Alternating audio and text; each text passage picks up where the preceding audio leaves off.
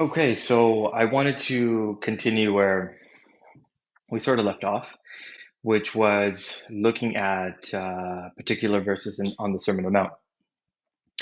And the next part to look at is something that I believe is kind of the key to, not the only key, but one of the many pieces that are needed in order to be able to interpret this sermon to its fullest capacity. So, um, specifically starting in Matthew chapter 5. Now there are many things in here that would certainly add a whole layer of understanding into what was being said.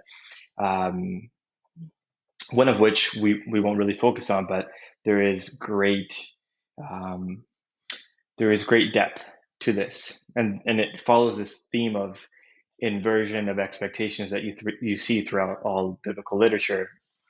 And one as an example would be, um, there's this whole thing of the right of the firstborn, and you see that being inverted many times, and that given to the last. And so, one of those very similar, um, one of those very similar inversions would be what you see right on the onset on the Sermon on the Mount. And I think the NLT probably perhaps does a better job of trying to conceptualize and help understand what the true meaning of that was. And so we had seen that many of them, and actually I will put it to, let's see, we'll do New King James. New King James starts when we're looking at the Beatitudes, so Matthew chapter 5, Sermon on the Mount. It starts with, "Blessed are the poor in spirit." Now, it almost seems as if it is saying that those who are poor in spirit will be blessed. And to a certain extent, that is what it is saying, though the meaning of what it means to be blessed is something that needs to be looked at in order to be able to make a conclusion. But rather, it's starting with an inversion. You see, people that were in those types of positions were not seen as being blessed. In fact, if you look at much of the ancient Jewish rabbinical writings, you have very much of an opposite of this presentation, if you will, of this structuring that the Sermon on the Mount begins with, because in much of their writings, you see a lot of bless that the ones who are wealthy are blessed, the ones who have this are blessed, et cetera, et cetera. But what you have here is an inversion. It's the people who are not wealthy, the people who are brokenhearted, these were the people that were seen as not being blessed. There's an inversion here that those people are the ones that will receive the blessing. So that's one of the many reversal of expectations that you find in the Sermon on the Mount. But again, won't focus on that in particular. What I like to focus on is a very common misinterpretation, if you will. At least I see it as a very common misinterpretation of this this sermon. And when you I think when you set it in context to what precedes it, you will realize that what is being said afterwards makes more sense through this different view. So, before we get into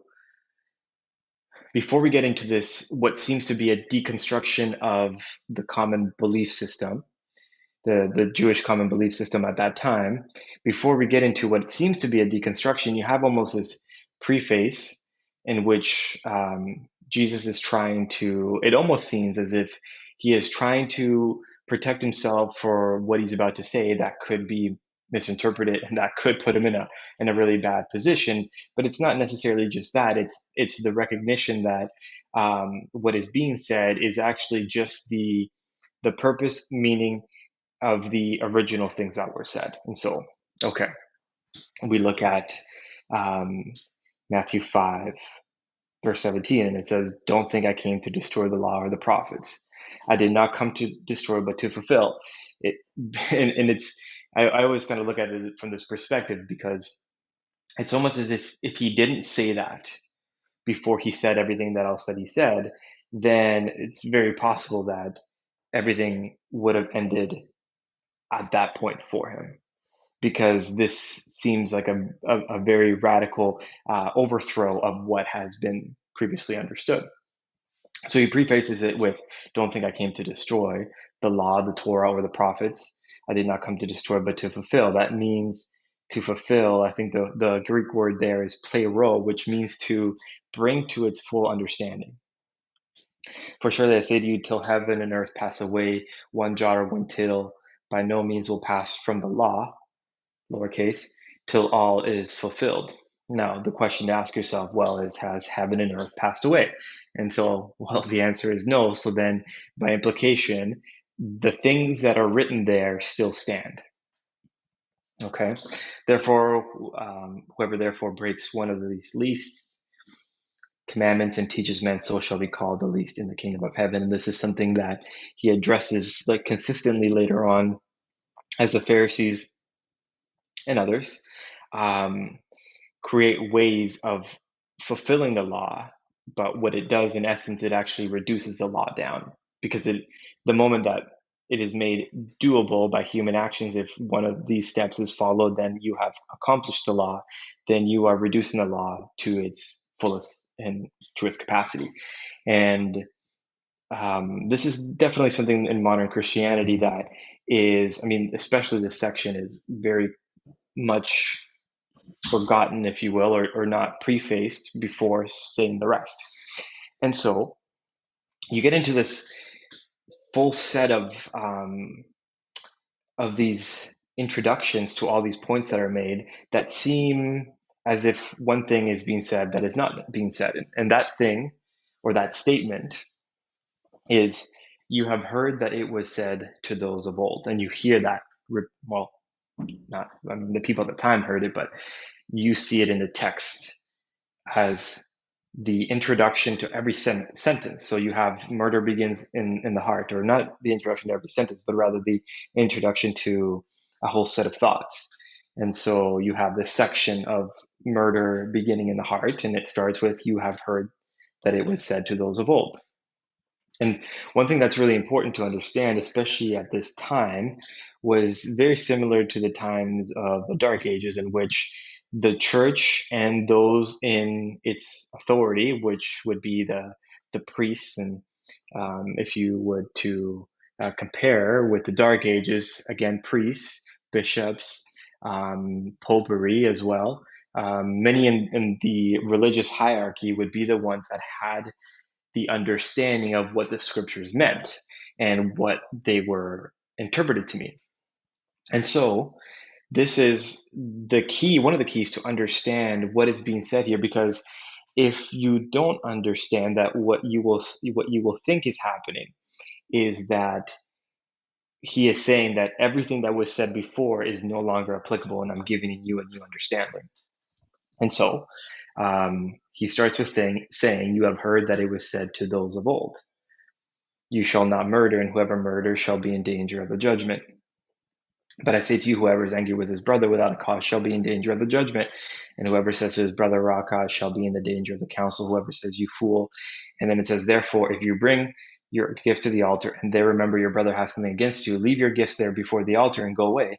First be reconciled to your brother, and then come offer your gift." Now, for many readers, this seems like a new thing, but it is not by any means. In fact, what is happening here is that Jesus is actually saying that you have been hearing this being said about what I said through the law and the prophets, him saying that I have said, given the fact that he claims to be God. He is saying that this is what people have said, or those in power, or those religious leaders have said about what I have said. And I'm telling you, this is what I meant. And you know that to be the case, and we'll see as we move further along. But especially this section here of, therefore, if you bring your gift to the altar, therefore remember that your brother has something against you, leave your gift and there before the altar and go your way. And so be first reconciled to your brother. And then you realize this is an old Torah principle. this is all intermingled with the sin offerings, and this is very much in the sin offerings, and many of them spoke about reconciling before you came to the altar. And so what is meant to say is that what Jesus is getting at is that this old system of being, if you will, or this way of living that was given into the past was not understood to its fullest capacity. And so here he is having to deconstruct it so that he could teach it the way it ought to be taught. And so you continue, you have heard that it was said to those of old, you shall not commit adultery. But I say to you, whoever looks at a woman with lust in his heart has already committed adultery with her in his heart.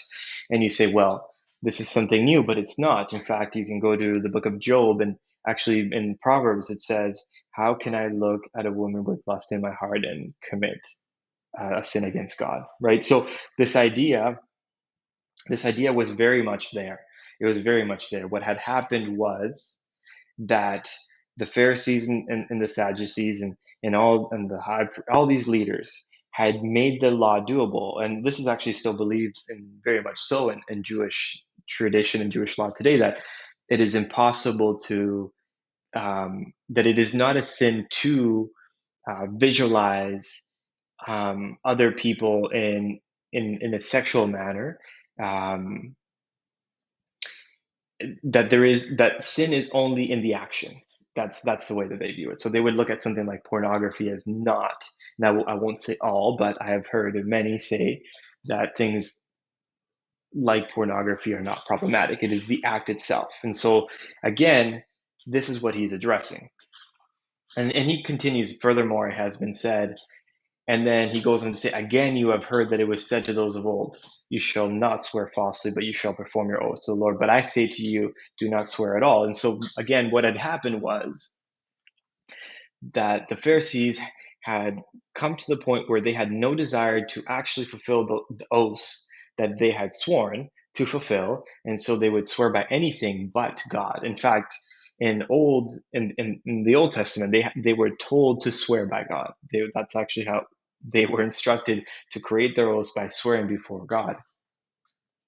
And so what they would do is they would swear by anything, which is something that we do today. You know, we'll say, I swear on my mother, I swear on this, I swear on that, because we know, well, to a large extent, many of us know that it is not true, or we're not willing to fulfill what it is that we're swearing to. And so we rather put the onus somewhere else. And that's why he says, nor by the earth, for it is its footstool, nor by Jerusalem, for it is the city of the great king.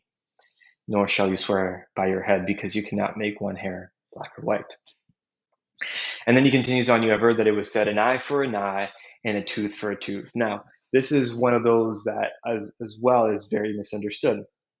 It is true that it was said, an eye for an eye and a tooth for a tooth, but only for civil matters, and not, and it was symbolic. It was not that you literally took an eye or literally took a tooth for another person. It was it was one of the first laws of retribution, meaning that, in fact, we have this to this day today. If somebody harms you, if somebody slanders you publicly, you have the ability to sue to receive some sort of compensation for what happened to you. And it's the same principle. Because if it was literal, that is to say that, let's say I'm already missing an eye and I go take an eye from another person, is it fair for me now to only have my last eye taken? No, absolutely not. This is a law in order to prevent, or this is a wisdom in order to be able to prevent retribution, because it was very common that if someone killed your daughter, you would go then and kill their daughter. So again, it wasn't something that was said like that. It was something that was misinterpreted and misused for the purpose of, well, for the purpose of themselves. And lastly, this is the great linchpin to know that this is exactly what is taking place. Because he says, you have heard that it was said, you shall love your neighbor and hate your enemy. Now, the question becomes, was it ever said to hate your enemies in the Old Testament, love your neighbor and hate your enemies. No. In fact, the whole principle as love your neighbor as thyself, that principle itself comes from Leviticus, I believe chapter 17, verse 13. That's where we get the exact quote that says, love your neighbor as thyself. But again, the religious leaders of the time had reinterpreted and made an exception that you could hate your enemy. So I wanted to share that because I believe that is a very helpful tool in order to be able to understand the Sermon on the Mount and recognize that it is not a I'm introducing new laws. It is this is what was said originally, and let me again deconstruct so I can restate. And we go through this societally, right? I mean, we have misinterpretations of the law that lead to certain outcomes, and then we have to go back and try to go to its original. What did the original? What was the purpose of the original? And so that is an important key to understanding the Sermon on the Mount.